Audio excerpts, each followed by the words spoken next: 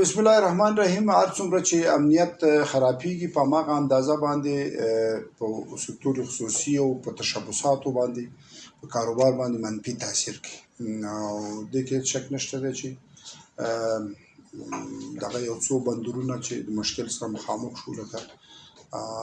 شیرخان بندر په اوله کې او په دې تقریبا په دې 15 ورځو کې د اسلام قلعه او د تورغونډۍ ابو نصر فرعي او همدارنګه ډنډې فټان او دا اوس یو هفته مخکې د اختر نه مخکې د بولدک بنادر چې دي دا چې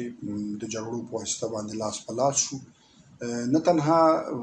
تشبثات او تجارت هلته بند شو بلکې هغه مالونه چې هلته پراته هغه د ډېر ستونزو مشکل سره پیدا مخامخ شو او دا اوس د هماغې په اساس باندې په بازارونو کې د بعضې اجناسو په سلو کې 14% حتی جنس تللی دی، خصوصا د سوختي موادو جنس ډېر زیات جګ شوی دی او د دې اساسي علت دا دی چې د حقینې د بندر د لارې نه چې هلته یو څه مشکلات دي. ګرچې د حقینې بندر د دولت په لاس کې دی، انخوی ولسوالي چون مخالفینو په لاس کې ده، په دغه خاطر باندې هلته مامورین نه وو. دا اوس مامورین ورغله او هلته بندر فعال شو، اوس مالونه راځي او همدارنګه د تورغونډۍ بندر هم فعال شو، مالونه به راځي په دغه سلسله کې. اما تاثیرات یې په مجموع کې په مارکیټ او په بازار باندې منفي دي. نه تنها چې تجارت یې سست کړی دی،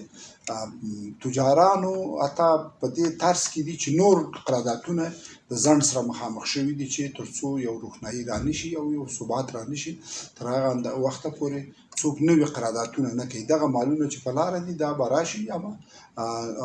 دا نور نه دغه کېږي. نو په دې خاطر باندې یو دغه ستونزه بل دا ده چې طالبان هم هلته خپل محصول اخلي او دولت هم اخلي. دوه محصوله د افغانستان د خلکو د ورکولو لپاره ډېر زیات ستونزمن دي او هغه په بازار باندې ډېر منفي تاثیر کوي. تر اوسه پورې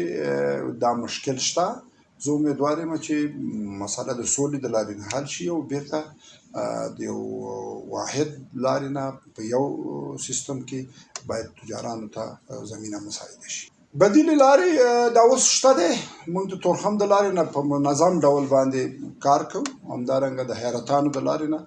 زموږ څه غذایي مواد چې دي ټول د حیرتانو د لارې نه راځي، د نیمروز د لارې نه راځي. اما دې کې هېڅ شک نشته دی چې قیمته به تمامېږي، ځکه چې ته چې یو موټر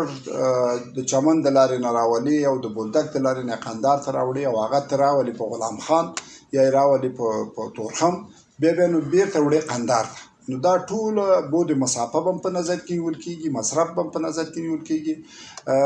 زه په اطمینان سره ویلی شم چې په افغانستان کې به قاطي نه راځي او داسې حالت هم نه راځي چې هغه پخوا په شان چې لکه د نجیب حکومت چې و، ځکه تجار هغه وخت کې دولت انتقالات کول، اوس یې تجار کوي، سکتور خصوصي کوي. په هغه مناطقو کې چې طالبان دي هم موږ خپل فعالیت هلته کوو او د هغوی سره په یو منظمه سیستم باندې په یو واحده ژبه باندې د طالبانو سره کم ټیکس یا کم نرخنامه چې هغوی جوړه کړې ده هغه دومره طاقت فرسانه ده او هغه مناطق چې د طالبانو په لاس کې دي په هغې کې هم موږ تشبث کوو، په هغې کې هم موږ تجارت کوو، دوکانونه خلاص دي، اوړه پکې خرڅېږي، غوړي پکې خرڅېږي. یعنې داسې خاص حالت چې راشي که خدا نخواسته داسې وضع خرابه نه شي چې په ښارونو باندې بندیزونه وضع کړي مخالفین، په هغه صورت کې بیا مشکل پیدا کېږي. که نه وي نو داسې سخته قاطي به رانشي اما قیمته به تمام شي، ځکه چې یو بندر هغه نږدې بندر نه چې ته استفاده کوې، موږ فرضاً د ایران د لارې سره چې تجارت کوو موږ ټول د اسلام قلعه د لارې نه کوو، اوس بیا د نیمروز د لارې نه کوو، نو ټول به په نیمروز راځي، یو بود مسافه به اضافه کېږي. یا فرضاً موږ د ډنډې پټان او یا د چمن د لارې ویش د لارې نه د پاکستان سره تجارت کوو، اوس به ټول د تورخم د لارې نه کوو. همدارنګه په حقینه کې کم مشکلات چې وو یا په تورغونډۍ کې چې دي د هغې نه به یې موږ راوړو په ازبکستان باندې به کار کوو، یعنې موږ به د حیرتانو د لارې نه کار کوو. دا اوس نورمال د حیرتانو د لارې نه هره ورځ په سلونو واګون جنس راځي او افغانستان ته انتقالیږي. تر اوسه پورې دغه تهدید نشته. که جګړه چېرته دوام پیدا کړي بدبختانه دا بد عواقب لري، بدون د شکه چا حل کړله، څوک خو نه دي راغلي چې حل یې کړي. نه تنها چې هغه ستونزه شته دی د هغې نه هم پسې اضافه شوې ده یو تعدادګر چې د دولت ډېرې پوستې چې په لاره او په شاراو کې وي هغه د منځه تللي دي راغلي دي هغه ټولې منطقې اوس د طالبانو په لاس کې دي یعنې دا ټول اکثره ځایونه هلته هغه پوستې نشته اما خازیګانې او شیان چې شته ښارونو ته چې ننوځي دا بدبختي شته هیله مو دا ده چې یو دایمي سولې ته ورسیږي او د افغانانو په حیث د دوو مسلمانو ورونو په حیث باندې د افغانستان ملت د افغانستان د خلکو مشکلات په نظر کې ونیسي 40 کاله 42 کاله د افغانستان خلک وځورېدل مړه شو شهیدان شو ځمکې پرې ډکې شولې نور بس دی باید د سولې د لارې نه د تفاهم د لارې نه د شخصي ګټو نه باید تیر شي او په ملي ګټو باید فکر وشي د وطن په جوړولو باندې فکر وشي په اقتصاد باندې فکر وشي تعلیم او تربیه فکر وشي